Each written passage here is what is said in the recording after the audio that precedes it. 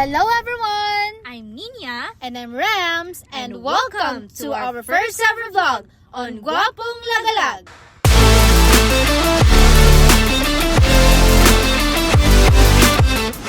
Ikaw ba ay naghahanap ng mapapasyalan, adventure na mapaglilibangan, at tanawin na kasisiyahan? Sagot na namin yan! Tara, samahan nyo kaming explore ang Laor Nueva Ecija.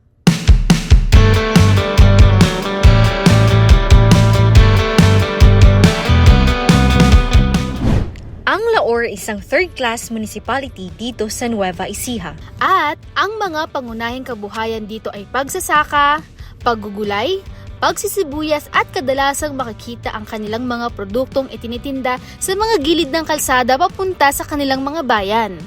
Ikinabahala ng mamamayan dito sa bayan ng Laor Nueva Ecija ang pagputok ng balita na may naganap na engkwentro sa pagitan ng kasundaluhan at teroristang New People's Army o NPA sa kanilang nasasakupan. Nagdulot man ng takot sa iilan ang nasabing pangyayari, sa tulong ng local government unit ng Laor Nueva Ecija at ng Philippine Army ay naibalik ang katahimikan sa lugar. Kaya naman, walang dahilan para mabahala. Maraming magagandang tanawin ang makikita at pwedeng pasyalan sa lugar na ito. At ito na nga ang Seminoblan Falls. Makikita ang Seminoblan Falls sa Barangay San Fernando, Laor, Nueva Ecija. Ito nga hindi pa ganong sikat at hindi pa napupuntahan ng mga turista. Mula sa bayan ng Laor, kalahating oras lamang ay makakarating ka na sa Barangay San Fernando. Habang papunta ang aming team, ay makikita mo na ang magagandang natural landscape ng kabundukan sa aming dinaraanan. Pagkarating sa Barangay San Fernando, kinakailangan pang maglakad ng 45 minutes hanggang 1 oras para makapunta mismo sa Seminoblan Falls.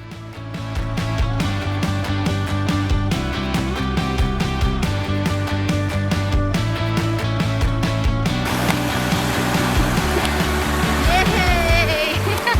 Pero kumakit ng basa.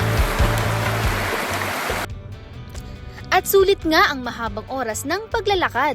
Talagang napawi ang aming pagod dahil sa ganda ng natural na istruktura at preskong hangin sa nasabing pasyalan.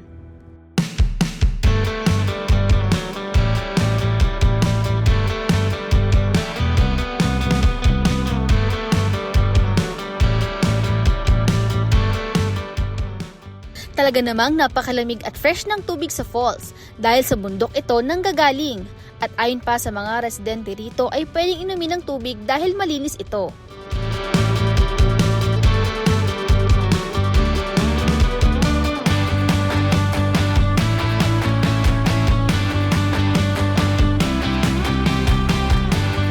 Bayan, maraming salamat sa grupo ng Gwapong Lagalag at sa tulong ng pag-vlog nila para may promote po yung aming Seminoblan Falls at mailabas naman po yung kagandahan ng aming falls dito sa Barangay San Fernando sa bayan ng Laor.